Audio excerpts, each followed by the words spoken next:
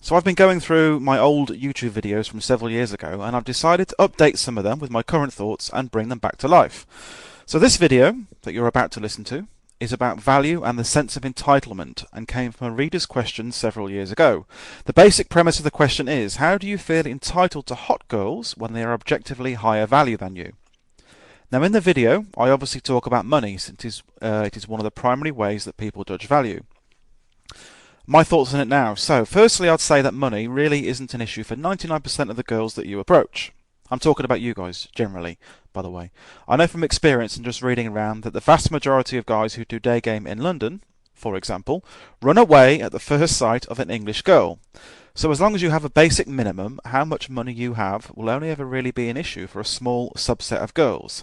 For example, think of an English girl, good connections, social circle, etc.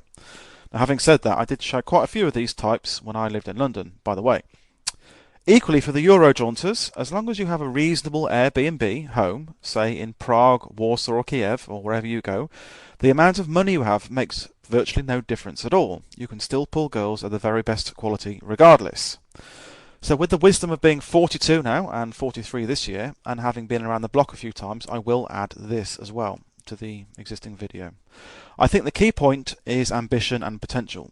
Now personally, there's been a couple of times in my life where I've almost made it, and by that I mean earning large amounts of money, but it was too unstable.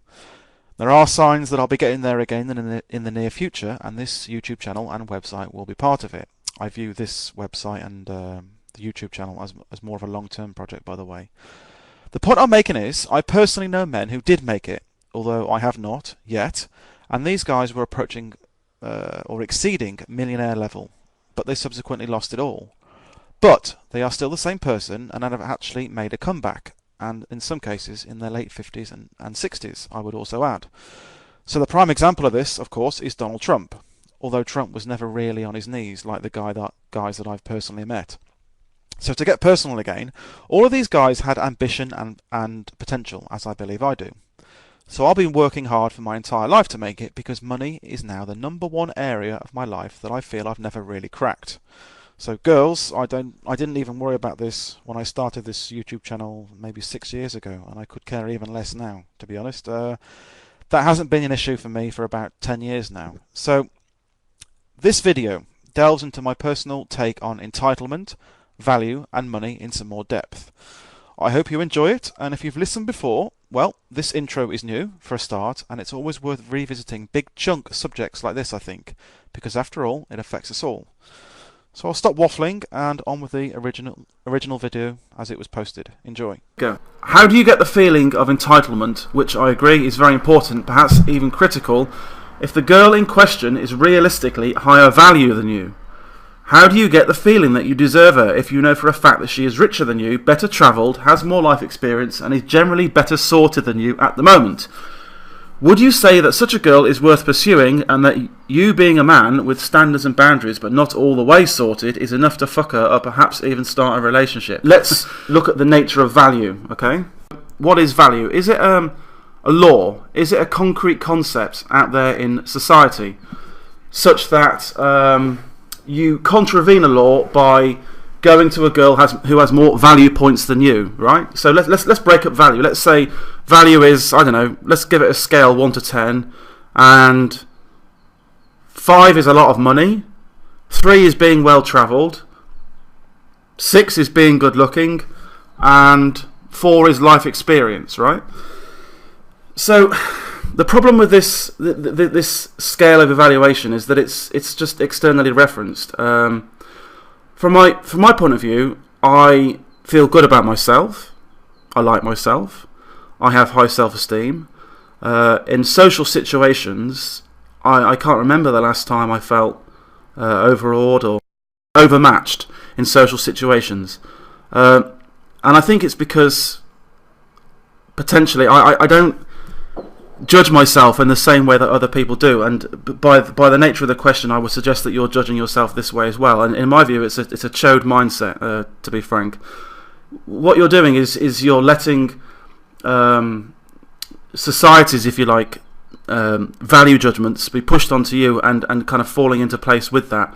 So you're saying, well, you know, how much money you have is important, or how well travelled you have, how well travelled you are is important, and how much life experience you have is important. Now, I think on those areas, people pick up on those areas because people with, say, a lot of life experience, or well travelled, or have earned a lot of money themselves, tend to have high value, but it's the intrinsic nature of the value itself. In other words, it's their own character, their own mindset, the sum total of them as a person. When they die, they're standing naked, before the throne of God, or whatever it is, if there is such a thing as heaven, and it's just them, right? That's all they have left. You're born with nothing, and you end up with nothing. It's the character, it's the nature of the man or the woman that makes the person, that gives them their value. It's not what they have acquired or experienced throughout their life. So the areas that you've picked up on, people that do well in life, have a lot of life experience, have travelled a lot, have made some money, tend to have value intrinsically, and they acquire these things. But it's not in having those things that make them high value. It's their character and their mindset and their intrinsic worth. Okay, it's who they are as a person. So if we were just to take this argument to its logical conclusion, let's say I ran a business and it was going really well, and I made a couple of million one year, and then the next year we were hit by a major recession, and I lost everything. Okay, now does that mean that my value drops, and suddenly I don't have any value anymore, or that my value in that area is substantially reduced, so that I think to myself, well, if I was to follow to its conclusion the premise of your question, I did really well that year, so I could probably go for an 8, or even an 8.5 or a 9, but I've lost my money this year, and I've moved to less salubrious living locations. So this year I'm only entitled to a 6 or a 7. So that's what I'll go for. I mean, when you put it in those terms, you see that the whole basis of it is utter nonsense. It's value for a woman in the male-female relationships is what she's presented with on a moment-by-moment basis. It's the man himself. It's how he feels about himself. It's, do they get on? Does he fuck her properly? Is he inherently masculine? How does he feel about himself? Does he have high self-esteem? Those are the qualities that she's looking for, right? Because, she has to spend this time with you. She has to wake up with you and look at your face in the morning when she wakes up, and when she's sitting opposite you eating breakfast with you.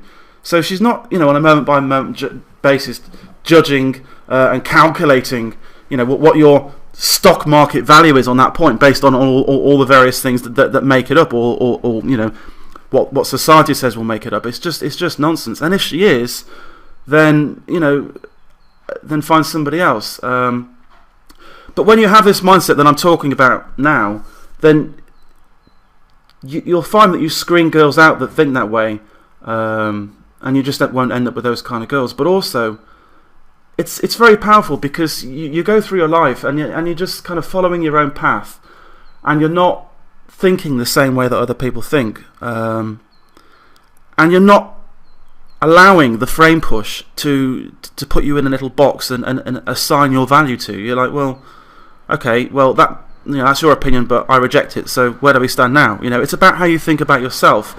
Now, if you've got this powerful mindset, then girls are very malleable. It's a strong frame and a strong position to come from, and you'll find that they tend to fall into your frame anyway, and appreciate and like you for that. So if you get a girl that's initially a bit mixed up about the nature of value, and sort of waltzing through life, find this rich guy, I don't know, and with all these other supposedly high value traits, and you roll up along, and let's say you're doing well in your business, and then it collapses, but you're still the same guy, she's going to be attracted to the guy that you are, the character and the mindset, rather than where you stand on the totem pole in terms of money and all this other stuff. I can't remember what they were now. So that's it, basically. I get my sense of entitlement because I utterly reject the frame push, if you like, of what people perceive value to be.